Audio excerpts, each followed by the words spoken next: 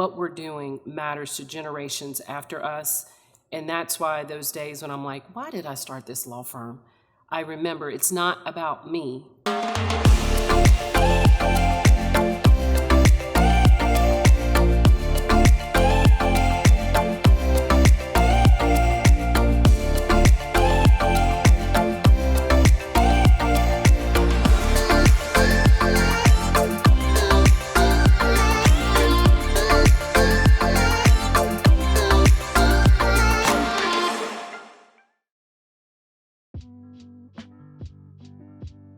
Okay, so who is Amy Stewart? When you ask me that question, I can only go back to this young girl in High Point, North Carolina, bouncing a little basketball and not knowing where her life was going to end up. And in 2022, here I am, being the founder of Stewart Law Group, which is the largest minority and women-owned law firm here in Dallas, Texas.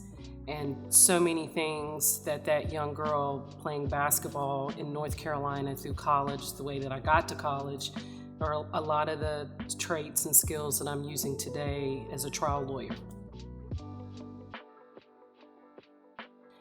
That it's okay to be me.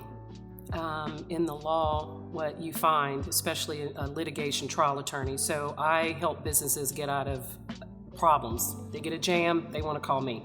And so in that space, what you see is a lot of white men. And I grew up in that space having a lot of wonderful white men that were my mentors and not a lot of people that looked like me. So being able to be confident enough to become who I am as a strong Black woman that just happens to be a litigator is the toughest and the hardest thing that I've actually had to do professionally, to step into who I am. The obstacle to building my brand is actually feeling okay with embracing that I was a college athlete. Like sometimes there's stereotypes with being a college athlete, like you're a dumb jock or you got to school just because you played a sport. And there's so many intangible skills that I learned from being a student athlete and coach to now what I use in the courtroom to protect my clients. And so that was part of the one of the biggest challenges that I had, was overcoming that fact and just embracing fully who I am and using that. And it has been the thing that differentiates me from the counterparts, because there's amazing attorneys that are in Dallas, Texas. But I'm the only one that's a college basketball player and a coach. I'm the only one that can really talk about teamwork. And that resonates with my clients who are looking for a lawyer that will team up and be a partner with them on any litigation that they have.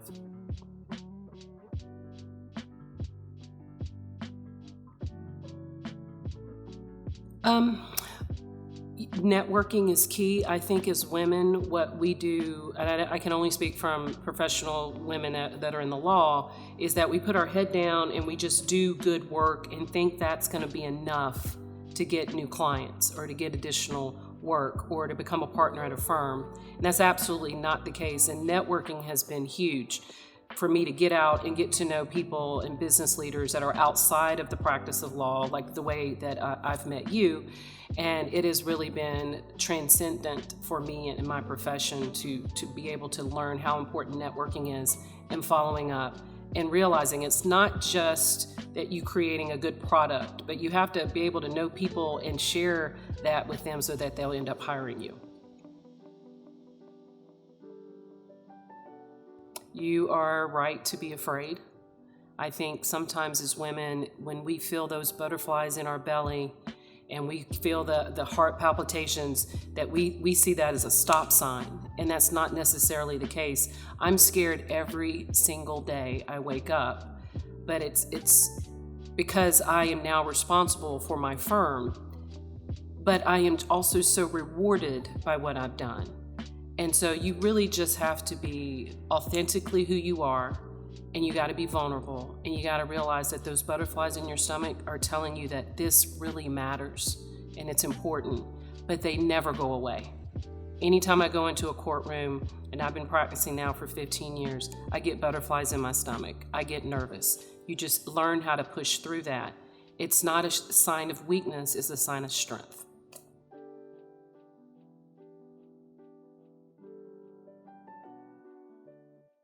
Yes, culture, building and maintaining your culture. And that's what I got from athletics, right? Like your team needs to be known for something. Is it defense? Is it offense? Is it because you have a great point guard?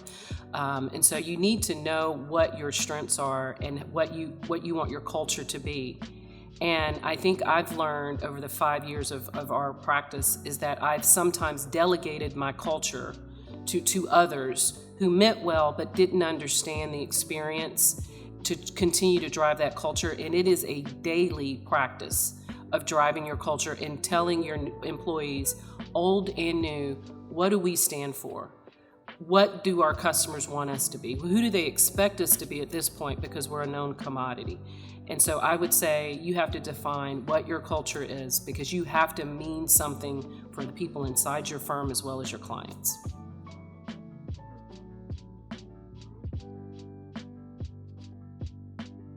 Whew, what impact do I want to leave? I think representation matters. And I don't know why God chose me to start this firm and to start this mission of creating a minority and women-owned law firm that handles Fortune 100 companies' business on a daily basis. I don't know why the Lord has chosen me to do that, and then continues to bring people in my life to let me promote it and to let me be known nationally for what we're growing here in Dallas, Texas. So I'm just this little girl from High Point living her best life. So I don't know much else I can say on that one.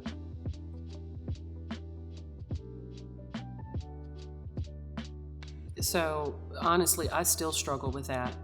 Every time I get a client, then it's like, what's your rates? And anytime that, and I'm successful, and anytime I hear that, I get like the butterflies again in my stomach. Am I going to give them a number that's going to make them walk away? Am I going to say too much? Am I going to say too little? And so I still deal with that. And that's one thing I want women to understand, that men have told me that this insecurity that you feel doesn't stop when you become successful. It becomes more intense. And so about knowing your worth, I think you have to do research. Who in your area is doing what you do, and how much are they charging? And again, here goes that vulnerability word. You just got to be vulnerable and roll those shoulders back and say, my rate is X amount an hour, and then stop talking. I think a lot of time what women do is that they'll say their rate, and then they'll say, but if that's not good, I can take it back, or I can give you a discount for this, or, and they talk their way out of the rate or the value that they are. And so figure out what that rate is, what people in your industry are charging, and charge that, and then stop talking.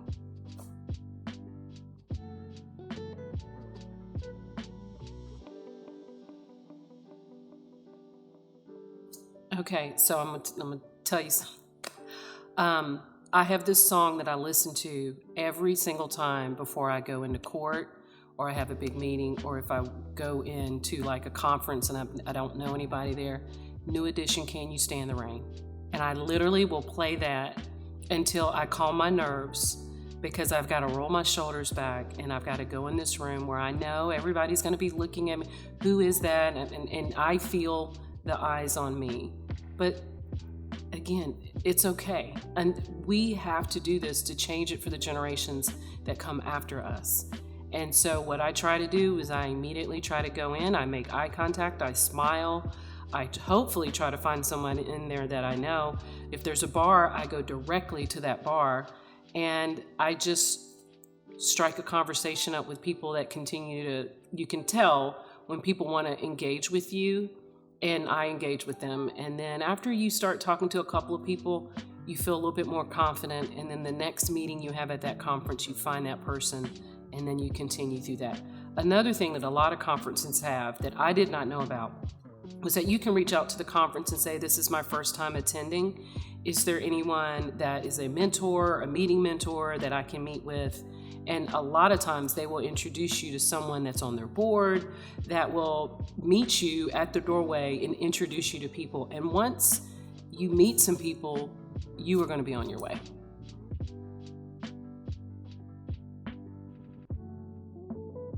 So, there's rejection every day. So I'm always trying to get new business, and it's either a hard rejection of no, Amy, we're going to go with this firm over this firm, or it's just you don't even get a response. You just got to keep pushing forward. You can't take it personally. If you know you have a good product and you know that you do a professional job and you've got people that can sing your praises, then you need to use that as fuel to get through that next no to the yes. Because you're never going to get that next piece of business if you are sitting back licking your wounds. Everybody has been told no. Everybody. Women sometimes internalize it, and we start thinking it's got to have something to do with me. Maybe they just don't need a litigator right now. How about that? So don't just assume the negative and just push through it.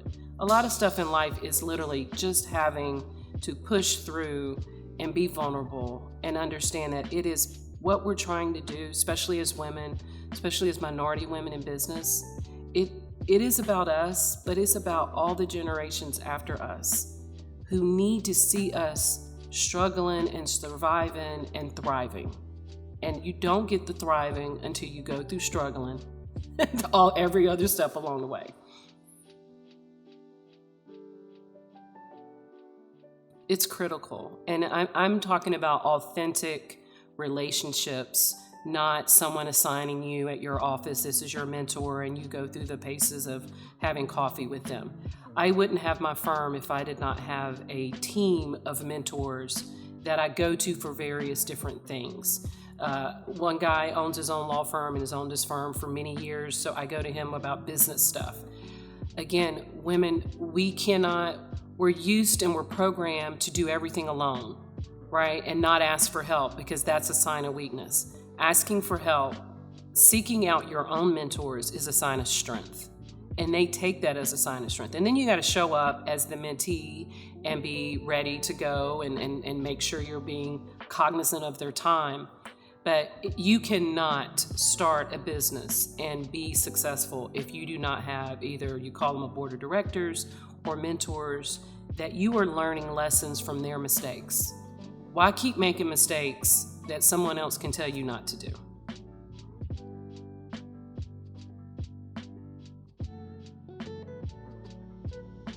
So I watch a lot of TV.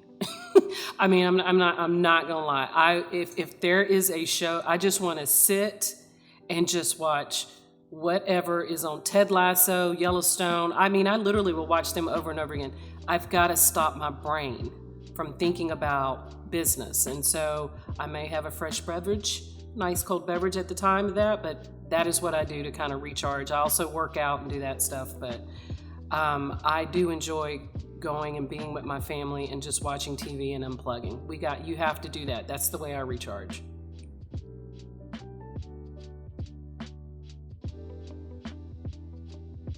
Yeah, so one thing I will tell women is that you have to be authentically who you are and not look external outside of yourself to get any type of validation. I've had the most success in my life when I've embraced totally who I am, and that entire process I've been extremely vulnerable. Imposter syndrome, that thing is real when you walk in the room and you're the only minority woman. But representation matters, and we have got to press through that anxiety and be vulnerable and understand that what we're doing matters to generations after us. And that's why those days when I'm like, why did I start this law firm? I remember it's not about me. It's about a young woman that'll see this video and decide that she wants to become a lawyer. It's about a young associate at a law firm that sees me doing this and saying, well, I can do that too. It's about young boys doing the exact same thing. And so we've got to be out in front and letting people know that despite who we are and what we look like, we can accomplish at the exact same level.